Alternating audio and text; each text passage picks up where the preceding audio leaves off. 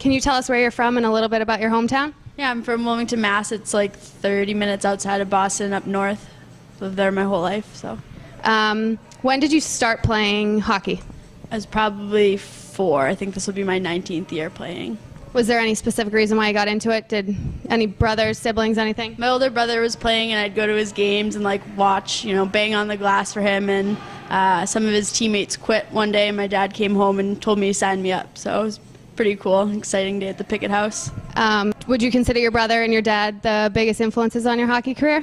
Yeah, definitely. I mean, they got me into it. My dad's at every game, which is awesome. It's part of the reason why I chose Northeastern. My mom too, obviously, and I wouldn't be where I am without them. So.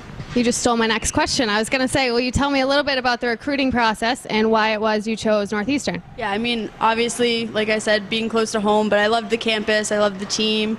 Being in Boston's awesome. We have everything right at our fingertips, which is really cool. So all of those had a huge part in coming here. And if you could describe Coach Flint and the rest of your coaching staff in one word, what would it be?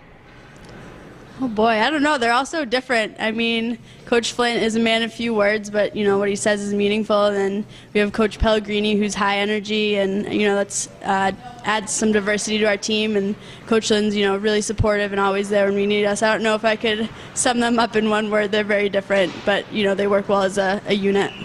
So with all your experience in your college career and then also playing in the USA Festival, do you think that that's given you a competitive edge throughout your career? Yeah, I mean, I've had a lot of good experiences that have gotten me to where I am now.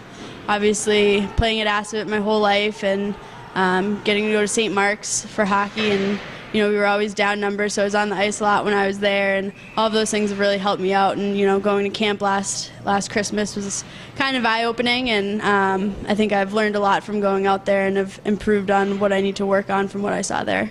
Can you tell us a little bit about what it was that you saw and learned and what you are trying to improve on? Yeah, I mean, everyone out at camp they're obviously so talented, national team players, they're so much faster and stronger than I was last year, and I've really focused on trying to get, faster and grittier, and if I can work on those, hopefully I'll make it back there this Christmas.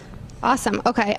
So this year you were selected team captain, one of 3.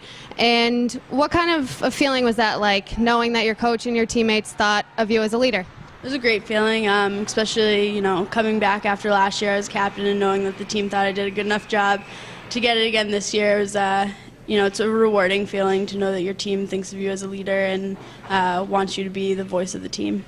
So has your leadership role changed at all, being captain 2 years in a row? Yeah, I think I have a little bit more of a voice this year. I was junior captain with 2 seniors last year, and you kind of follow their lead a little bit more, and this year I try and maybe set the example a little bit more for Maggie and Mac, who are, still learning. They're doing a great job, but still learning that, it's not an easy job. Everyone wants it, but it's kind of hard, and, you have to deal with problems that you wouldn't have to deal with being a regular student athlete, so. Okay, so being a Boston native and being that Boston is crazy into sports, what was it like playing at Frozen Fenway? Frozen Fenway was unreal. I think that's probably one of the most exciting games I've ever played in. And it really is an unreal experience, especially being from Boston, going into Fenway for baseball games and, watching all of the Frozen games or whatever they're called for the NHL, and, watching the Bruins that year too, and it was unbelievable. Do you think that maybe the experience for you was a little different than maybe some of the girls that aren't from around here?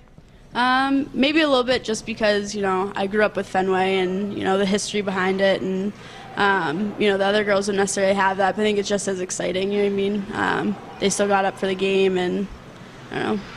So you guys had a great year last year, and you guys are off to a really good start this year. What were the goals this year before the season started, and what's the end goal for the rest of the year? I think this year's goals were similar to last year's, and we definitely want to build off last year. We want another Bean Pot, and we want another Hockey East regular season championship, but we want to add, the tournament championship. We want to add an NCAA appearance, and hopefully, ultimately every team is working for the same thing. We want the NCAA title, so those are the goals. So would you consider Frozen Fenway or any of the things you just mentioned your most memorable moments at Northeastern?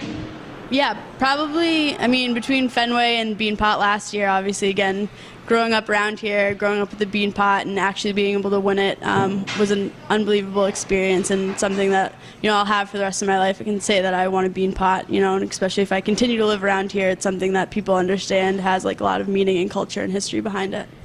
Absolutely. Okay, who would you consider Northeastern's rival in Hockey East?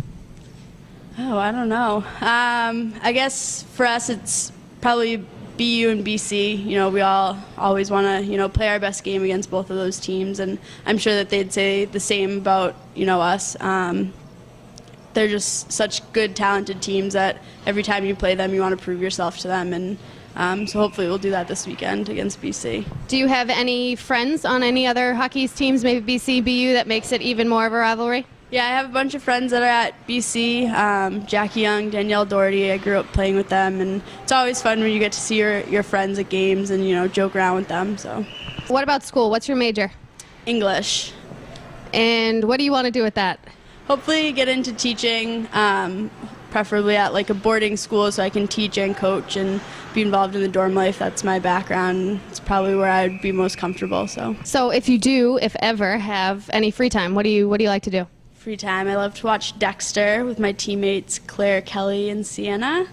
And I like to read and go on the computer. Not really too exciting. Who do you consider the best dressed and worst dressed on your team? My God. Best dressed. Probably Chelsea Gall. I always love seeing what Gall comes into the rink wearing. She has some good style. What about worst dressed?